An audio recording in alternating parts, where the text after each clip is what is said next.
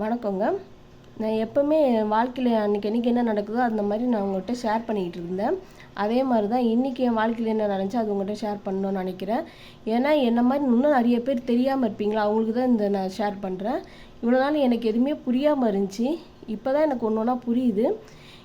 நான் அமேசானில் சாரீ பிஸ்னஸ் பண்ணோம், அப்புறம் ஸ்விக்கியில் வீட்டில் சமைச்சி கொடுக்கணும் அப்படின்னு பண்ணோம்.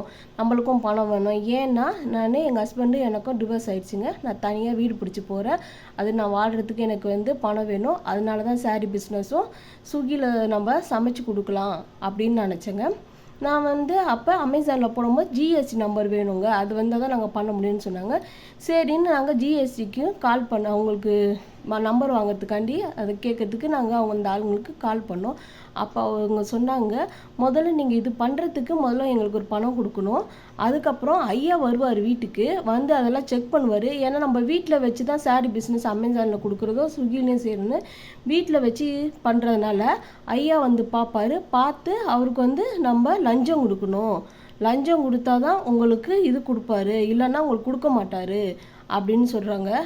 இது எப்படி பார்த்தீங்களா, ஒருத்தவங்க ஒரு பொண்ணு தனியாக வாழணுன்னா ஒரு சமைச்சு கொடுத்தோ இல்லை இந்த சாரீ விற்றோ அப்படி கூட இந்த சமூகத்தில் வாழ முடியாத அளவுக்கு இவங்கெல்லாம் லஞ்சம் கேட்குறாங்க. மற்றவங்க கூட ஏதோ சரி லஞ்சம் கொடுக்கணும் அப்படின்னு கொடுத்துடலாம் நினைப்பாங்க.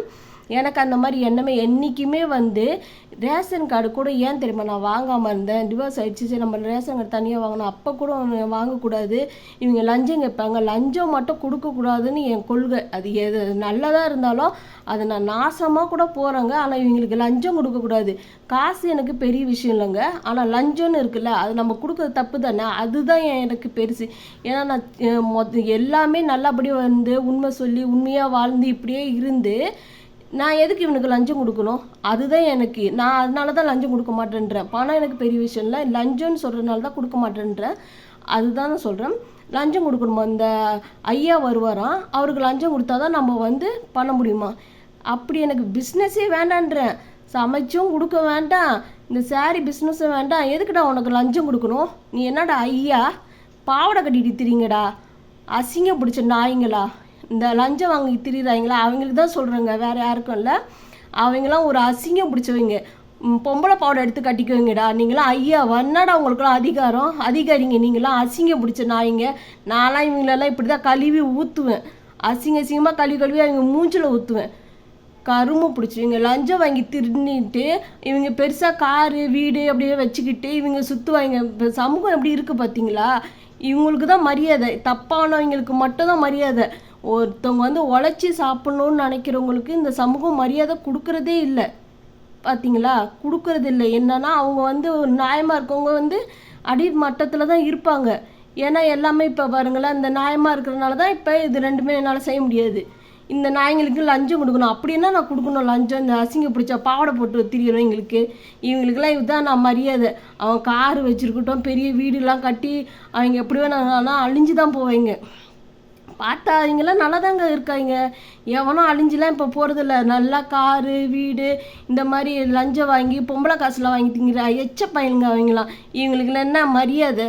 இந்த என்னதுன்னா அந்த அதிகாரத்தில் இருக்கவங்க அசிங்கமாக இந்த மாதிரி அதிகாரத்தில் இருந்துக்கிட்டு வராங்கல்ல, இவங்கள தான் நான் கழுவி ஊற்றுவேன். நாளாக இருந்தால் இவங்களுக்கெல்லாம் அசரவே மாட்டேன். சீப்போ அப்படி நாயை முதல்ல வீட்டை விட்டு வெளியே போட, உனக்கு எதுக்கு நான் லஞ்சம் கொடுக்கணும்? அசிங்கம் பிடிச்ச நாயின்னு தான் கேட்பேன். இப்படி தான் இப்போ எல்லா இடத்துலையும் லஞ்சம் லஞ்சம் லஞ்சம். எல்லாருமே இப்போ அது கொடுக்க மாட்டோம், ஏற்று இப்படி கேட்கணும். மற்றவங்களாம் சரி பரவாயில்ல, நம்ம பிஸ்னஸ் பண்ணணும் லஞ்சம் கொடுக்கணும் அப்படி கொடுத்துருவோம் அப்படின்னு கொடுத்துட்றாங்க போல். இவங்கெல்லாம் நல்லா வாங்கி வாங்கி திருந்துட்டு அசிங்க பிடிச்சிங்க எங்கள் வீட்டிலலாம் பாத்ரூம் கழுவுங்கடா. உங்களுக்கெல்லாம் அதான்டா அசிங்கம், அதை தான்டா நீ இதை செய்யணும். லஞ்சம் வாங்கி திங்கிற நாய்க்கு உங்களாம் நான் இப்போ கழுவி நல்லா ஊற்று நம்பர். இது எனக்கு ரொம்ப மன திருப்தி. நீ பெரிய அதிகாரி அதெல்லாம் என்கிட்டலாம் செல்படியாகுது. ஏன்னா எதுக்கு தெரியுமா எனக்கு இவ்வளோ கெத்து இவ்வளோ கோவம்லாம் இருக்குது? நான் உண்மையாக இருக்கிறேன், உண்மை தான் செய்வேன், உண்மையாக பேசுகிறதுனால எனக்கு அந்த கெத்து திமிரு எல்லாம் எனக்கு ஜாஸ்தி. காசே இல்லைனாலும் பரவாயில்ல, ஒரு ரூபா காயின் இல்லைன்னா கூட பரவாயில்ல, ஆனால் அவங்கள கழுவி ஊற்றுனோம் பாரு, நான்லாம் அப்படி தான் ஒன்றெல்லாம் ஊற்றுவேன்.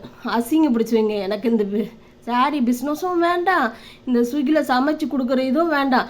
அப்போ மற்ற பேரெல்லாம் இப்படி தான் கொடுத்துட்டு இந்த நாய்ங்களுக்கெல்லாம் கொடுக்குறாங்க போல். லஞ்சம் கொடுத்தா சரி பரவாயில்ல நம்ம பண்ணணும், பிஸ்னஸ் பண்ணணும் அப்படின்னு நினச்சி அவங்கவுங்க பண்ணுறாங்க. இதுதான் நாட்டில் நடக்குது எனக்கு தெரிஞ்சிச்சு. ஆனால் அந்த 2 பிஸ்னஸும் எனக்கு பரவாயில்ல, வேண்டாம். சமூகத்தில் இந்த மாதிரி அசிங்கம் பிடிச்ச நாய்ங்க தான் இருக்கிறாங்க. அசிங்கம். இப்போ நல்லா சந்தோஷமாக இருக்குது. இந்த நாய்ங்களெல்லாம் கழுவி ஊற்றி இவங்களுக்கெல்லாம் நாளை இவ்வளோ தான் மரியாதை கொடுப்பேன். இதுக்கு மேலாம் மரியாதை இல்லை இந்த நாய்ங்களுக்கு. நன்றி. ஜெய்ஹிந்த்.